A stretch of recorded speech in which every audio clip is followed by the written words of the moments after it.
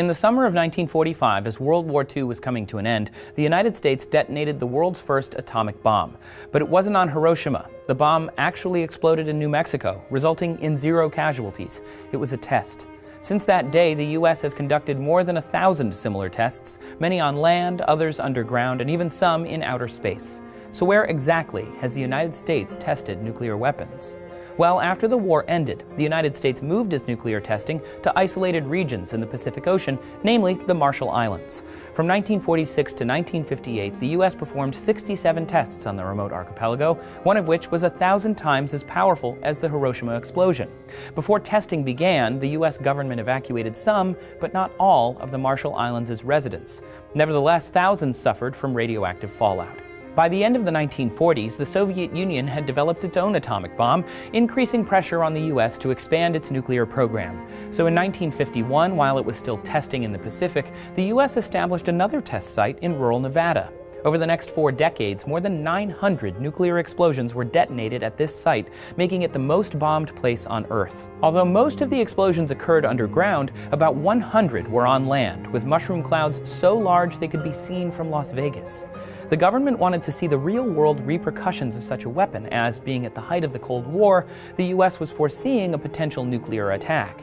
Officials even constructed a makeshift survival town, complete with fake buildings, homes, and electrical substations near Ground Zero. In 1961, the Soviet Union tested the most powerful nuclear weapon ever detonated, called the Tsar Bomba.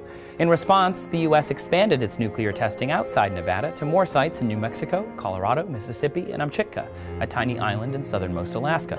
5 tests were even conducted in outer space to observe the effects of nuclear explosions at high altitudes. With the end of the Cold War and fall of the Soviet Union in 1991, the U.S. ended its nuclear testing program. In the 1990s, nearly every country in the world signed the Comprehensive Nuclear Test Ban Treaty, which bans all nuclear explosions.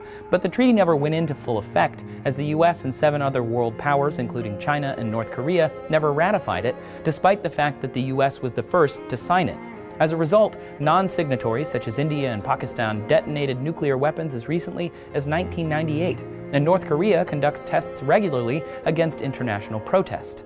The last time the United States tested a nuclear weapon was in 1992.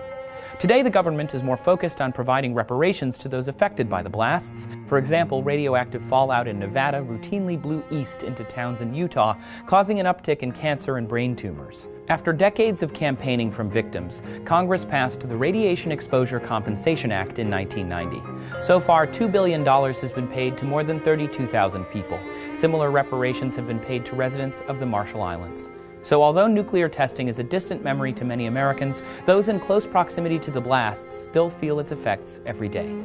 The United States was not the only country testing nuclear weapons during the Cold War, so where exactly did Russia secretly test its nuclear weapons? Find out in the video up top.